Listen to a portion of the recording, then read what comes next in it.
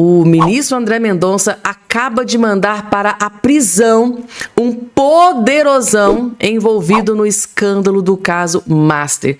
E as previsões se concretizaram, gente, tá? A gente vinha alertando que essa prisão poderia acontecer a qualquer momento e essa prisão finalmente aconteceu.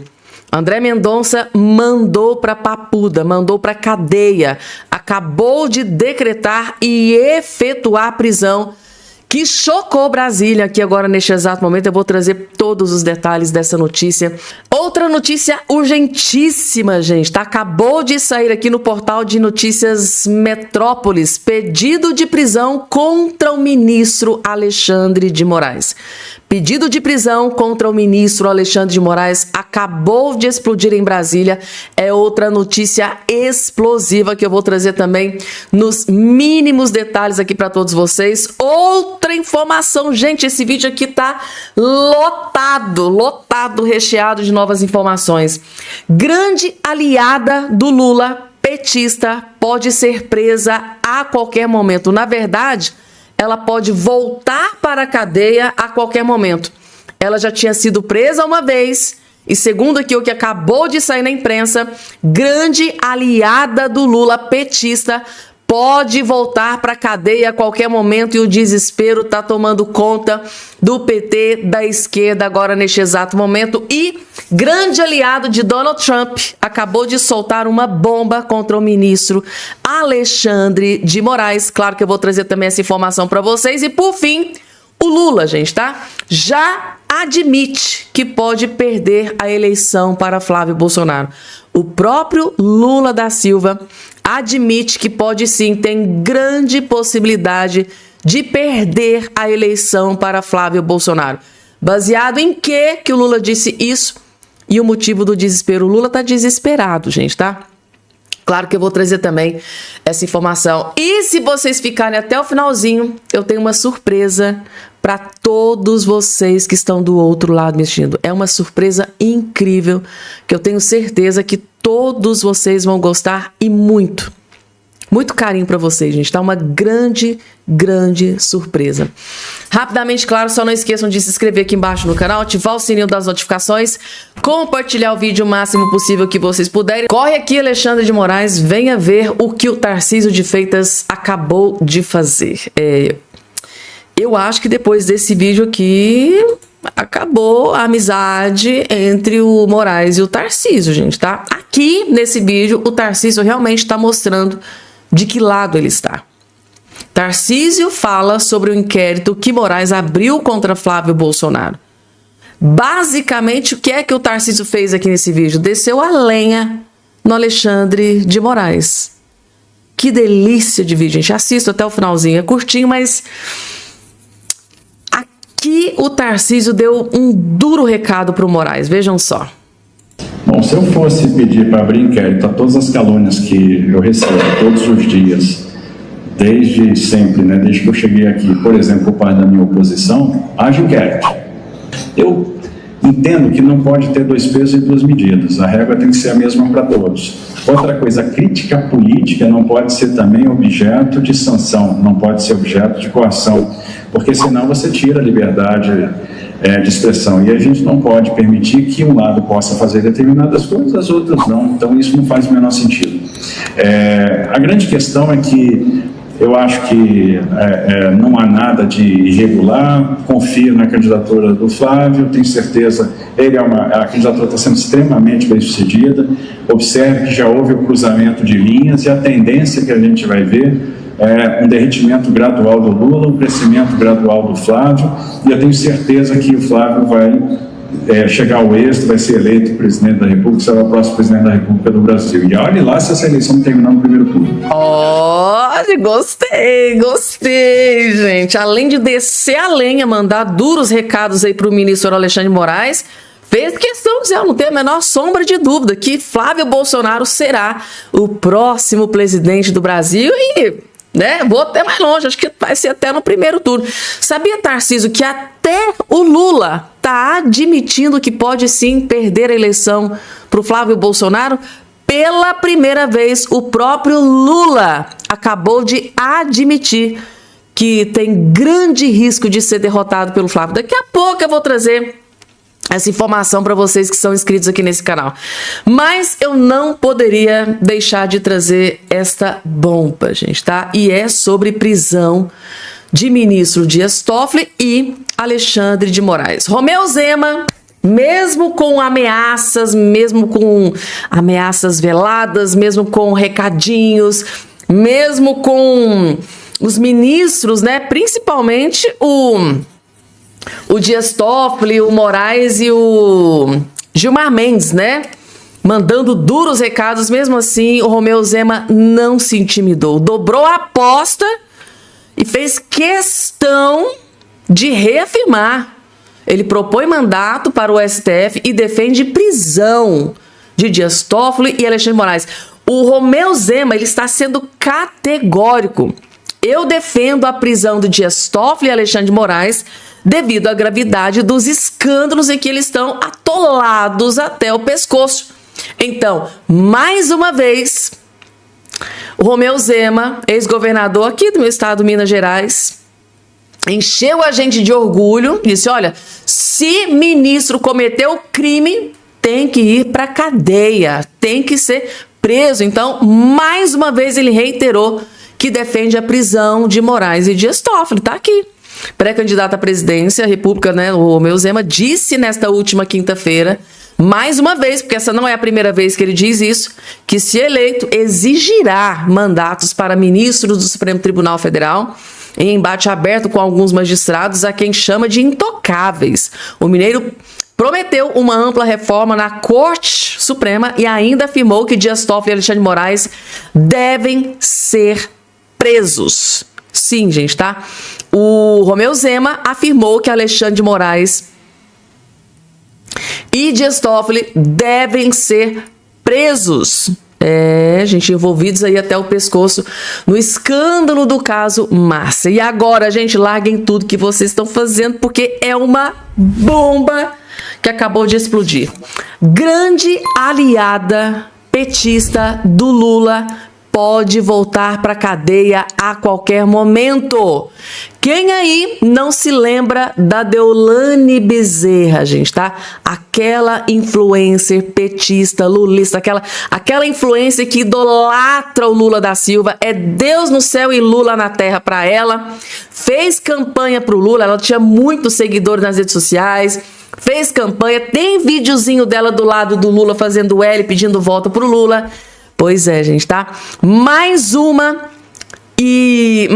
esquerdista, influencer, além do dono lá da Choquei, que tá preso, além do dono da Choquei, petista de carteirinha que fez campanha pro Lula, mais uma lulista pode voltar pra cadeia. É a Deolane Bezerra. Assistam que vocês vão entender, vejam só. Sabe aquela operação dos MCs, envolvendo MC Ryan, MC Pose do Rodo e outros, Cris Dias e tal? Agora pintou um outro nome. A Polícia Federal diz que investiga também a Deolane. Quantas vezes nós já falamos da Deolane aqui no nosso jornal por outros motivos, mas geralmente por motivos complexos. Não foi uma nem duas vezes, foram várias vezes. A Polícia Federal identificou uma transação envolvendo ela e algum investigado. E além disso, pintou até o nome do Neymar. Não com possibilidade do Neymar estar envolvido com isso, não é o caso, distante disso, mesmo porque Neymar passa longe de um negócio desse. Mas houve transação em que, de algum momento, os investigadores olharam e falaram, pô, conta aqui, Neymar e tal, o que está rolando? Lucas Martins, um destaque, por gentileza, querido. Uma boa tarde a você, excelente trabalho. Deolane aí na mira da PF aqui em São Paulo? Pois não, Lucas? É isso mesmo, Joel. Uma boa tarde a você, boa tarde a todo mundo que acompanha o Brasil Gente. Ela é citada como aliada estratégica de MC Rian nesse esquema de lavagem de dinheiro. Ela teria recebido, entre maio e junho de 2025, 5 milhões e 300 mil reais. Mas, pontualmente, do Rian, 430 mil. E, coincidentemente, nessa mesma data, ela recebe 430 mil do Rian e encaminha 1,1 milhão de reais para o Instituto Projeto Neymar Júnior, que é apontado nesse momento apenas como destinatário desse dinheiro. A polícia diz que não há nenhum projeto comercial, nenhuma justificativa comercial para essa transferência de dinheiro de 430 mil. E cita que Deolane é investigada em outras operações, outras investigações sobre lavagem de dinheiro, sempre com contas de passagem. O dinheiro entra na conta dela e é pulverizado em várias transferências de valores pequenos para várias outras contas. Nesse momento, ela é apontada como investigada, Joel. Investigada em cima desse complexo esquema, segundo a Polícia Federal, de lavagem de dinheiro do tráfico de drogas, de bets ilegais, de rifas ilegais. É o dinheiro que é juntado pelo crime e que o crime precisa esquentá-lo e que vem utilizando, segundo a PF, esses esquemas todos, essas movimentações todas. Então, desde o início, a gente vem falando para vocês o seguinte... É isso aí, gente. É o tipo de gente que cerca o Lula. É isso aqui, gente. Deolane Bezerra, tolada até o pescoço em corrupção, lavagem de dinheiro e todo tipo de crime. Ai, gente, como eu tenho nojo do PT e no que ele representa, esse bando de lixo que idolatra, né, Lula da Silva, porque a esquerdista aqui, Deolane Bezerra, ela idolatra o Lula, gente, tá? Fez o L, fez campanha, pediu voto pro Lula, gente, tá? E a casa dela pode cair a qualquer momento, pode voltar pra cadeia mais uma vez, gente, tá? Falando em cadeia, gente, tá? O cerco tá se fechando para muitas autoridades em Brasília, gente, tá? Muita gente... Nesse exato momento tem uma nuvem negra pairando sobre Brasília, em cima da cabeça de muitas autoridades, principalmente autoridades da política e do judiciário. Por quê, gente, tá? Mais uma delação bombástica vai acontecer. A notícia é oficial, mais uma delação, além da delação do Daniel Vorcaro, tem mais essa delação aqui que vai acontecer que promete jogar a lama no ventilador e possivelmente mandar muita gente para a cadeia. Farra do INSS. Mendonça envia a PGR delação premiada de Camizote, ou seja, é o André Mendonça cercando fecho para cima de grandes autoridades. O ministro André Mendonça, do Supremo Tribunal Federal, encaminhou à PGR o acordo de delação premiada firmado pelo empresário Maurício Camizotti com a Polícia Federal. Ele tá louco, gente. O Maurício Camizotti, sócio do Careca do INSS, tá enlouquecido para delatar, para entregar tudo que ele sabe, para delatar todo mundo. Ele quer sair, ele tá louco para sair da cadeia. Ele quer negociar. Conforme Metrópolis mostrou, Camizotti topou colaborar e confessou a existência de fraudes no esquema da farra do INSS que lesou aposentados e pensionistas. O caso foi revelado pelo Metrópolis, ou seja, ele topou, além de topar a delação, ele sim, tá, gente, admitiu que houve roubos, houve fraudes. Ele que é sócio do Careca do INSS, com certeza tem muitas provas, sabe de muita coisa. E eu imagino que o Lula não devem estar dormindo depois dessa informação de que o Camizotti, Careca do INSS, está disposto, né, a delatar e entregar tudo que ele sabe. Além de delatar, ainda provar tudo que ele vai revelar para a Polícia Federal e para o ministro André Mendonça. E desespero toma conta de Brasília. Desespero toma conta do Lulinha e do Lula, porque esse ex-sócio do Careca do INSS, se ele souber algo do Lulinha e entregar as provas, Lulinha pode ser preso, né, antes do que a gente imagina. E o TCU, gente, tá? Partiu para cima do ministro Alexandre de Moraes. Estou aqui acelerando, gente, tá? Pra gente trazer um número maior de notícias no menor espaço de tempo. Segundo Paulo Capelli, do Metrópolis, a Defensoria Pública da União detonou o ministro Moraes, tá? Olha só. A Defensoria Pública da União afirma que Alexandre de Moraes violou a Constituição Federal em um processo contra Eduardo Talhaferro. A DPU pediu a anulação imediata da decisão de Moraes, que determinou que a instituição assuma a defesa de Talhaferro, que assessorou o ministro no TSE e responde a uma ação penal sob acusação de vazar conversas de juízes do gabinete de Moraes. De acordo com a DPU, Moraes descumpriu artigos da Constituição e do Código de Processo Penal, que garantem o direito de Talhaferro se manifestar sobre a escolha de advogados de sua confiança antes que ela, a Defensoria Pública da União, seja designada para representá-lo. Na petição, A Defensoria sustenta que a nomeação sumária, sem autorização do acusado, não encontra amparo no texto legal. Afirmou a DPU. A nulidade daí decorrente é absoluta, por envolver violação direta ao artigo 5º da Constituição Federal, ao artigo 263 do Código de Processo Penal e ao artigo 265 do mesmo diploma, bem como ao artigo 8º da Convenção Americana sobre Direitos Humanos, que asseguram expressamente ao acusado o direito de defender-se por meio de advogado de sua própria escolha. Fecha aspas. Gente, tá? Colunista do portal de notícias Metrópolis diz que a Defensoria Pública da União acusou Alexandre de Moraes de violar a Constituição sobre o caso Talhaferro, gente, tá? Quem diria que um dia eu ia ver uma notícia dessa? Defensoria Pública da União acusando Moraes de violar a Constituição, gente, tá? Que vergonha, gente, é muita vergonha. Vamos lá, porque tem mais, gente, tá? Daqui a pouco, prisão, gente. O André Mendonça mandou um poderosão pra Papuda, cadeia, tá? Poderosão envolvido no escândalo do caso Master, acabou de ser preso por ordem do André Mendonça. Mas antes, quem partiu para cima do Moraes foi ele, o grande aliado de Donald Trump. Mais uma vez voltou a detonar o Moraes, o Alexandre de Moraes. Aliado de Trump, critica Moraes e Lula após inquérito contra Flávio Bolsonaro. Como que isso é normal? É inacreditável, né, gente? Tá? Qualquer ser humano da face da Terra que está acompanhando tudo isso aqui do lado de fora, pensa assim, gente, isso é uma aberração.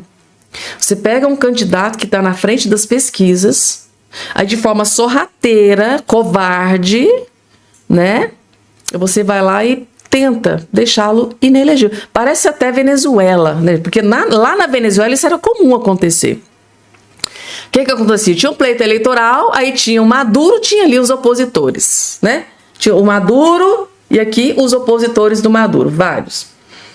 Todos que estavam à frente do Maduro nas pesquisas, o que o Maduro fazia?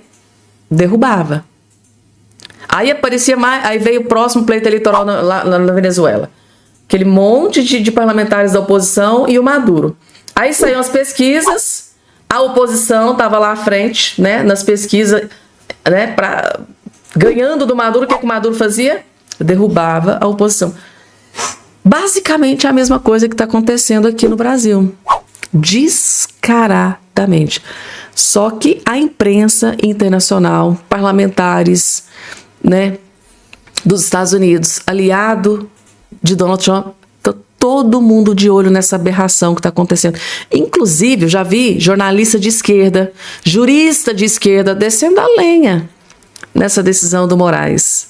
Agora, será que Alexandre de Moraes vai conseguir sustentar?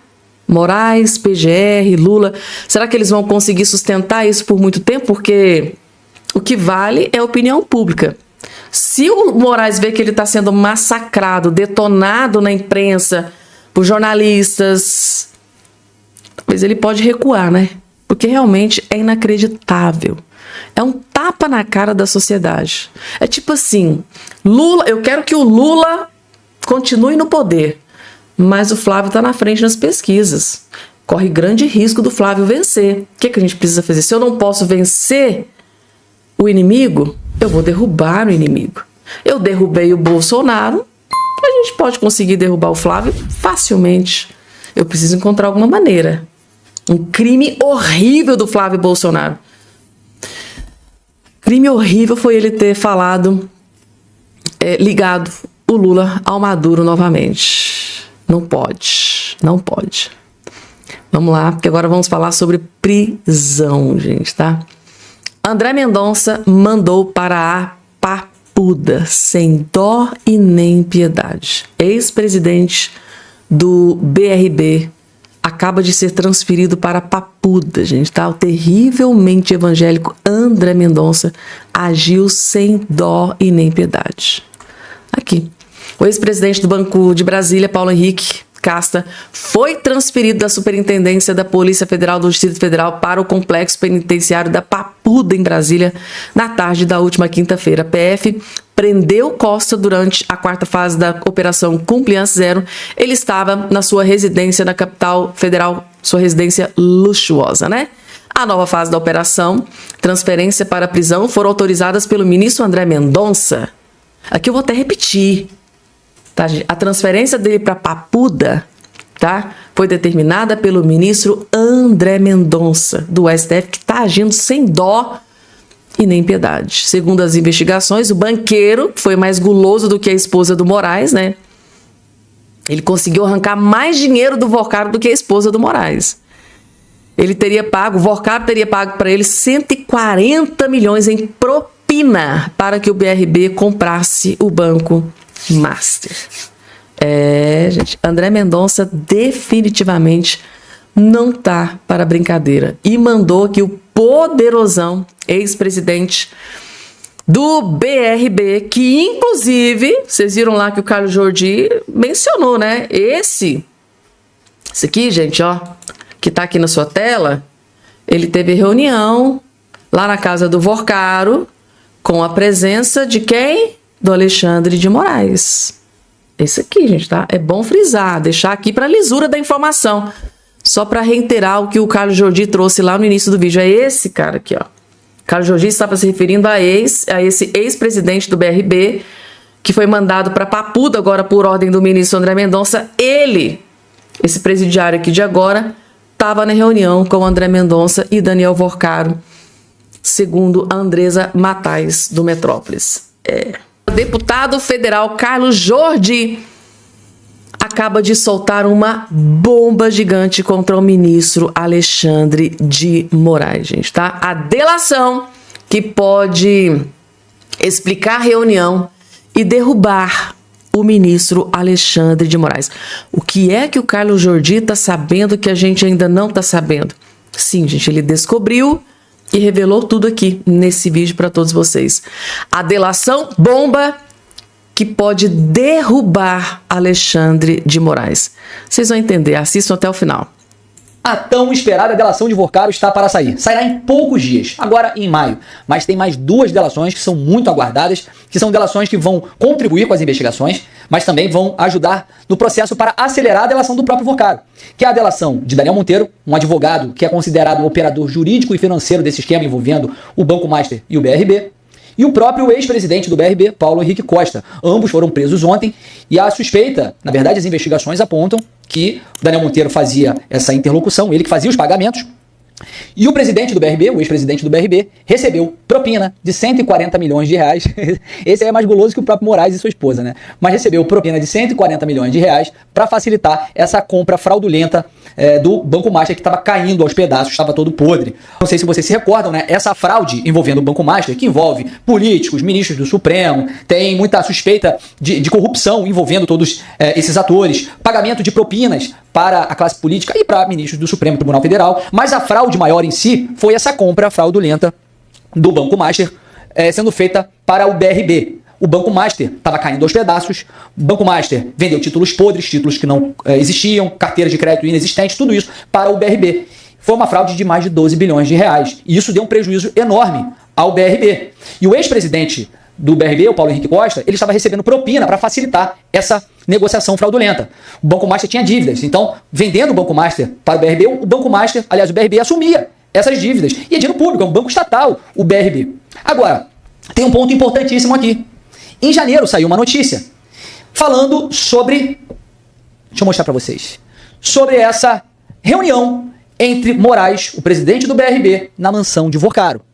Testemunhas afirmam que Alexandre de Moraes frequentava a casa de Daniel Vorcaro em meio a articulações políticas e à crise do Banco Master. O ministro Alexandre de Moraes esteve na mansão do empresário Daniel Vorcaro, do Banco Master, em Brasília, ao menos 2 vezes. Foi na casa do banqueiro que o ministro conheceu o então presidente do BRB, Paulo Henrique Costa. O encontro ocorreu em um fim de semana do primeiro semestre de 2025. Vorcaro pediu que Paulo Henrique fosse ao seu endereço no Lago Sul, área nobre de Brasília, porque o homem estava lá. 4 pessoas presenciaram a cena relatada à coluna. Moraes estava acompanhado de um assessor. Ao chegar o então chefe do BRB foi apresentado a Moraes, que estava em um ambiente reservado da mansão. Naquele momento, o Master buscava no BRB sua tábua de salvação para evitar fechar as portas. Durante o encontro, Moraes e Paulo Henrique trocaram impressões sobre o assunto. A cena foi narrada à coluna com detalhes por testemunhas. Pessoal, esse quebra-cabeça está cada vez mais sendo montado e está aparecendo.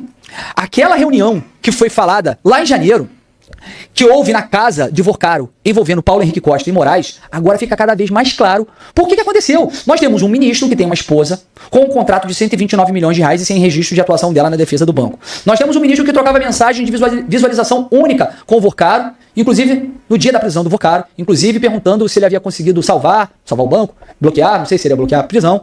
Nós temos reuniões que são relatadas que ocorreram na casa de Vorcaro, junto com o Paulo Henrique Costa, presidente do BRB à época, que facilitou a compra fraudulenta do Banco Master, junto com esse ministro Alexandre de Moraes.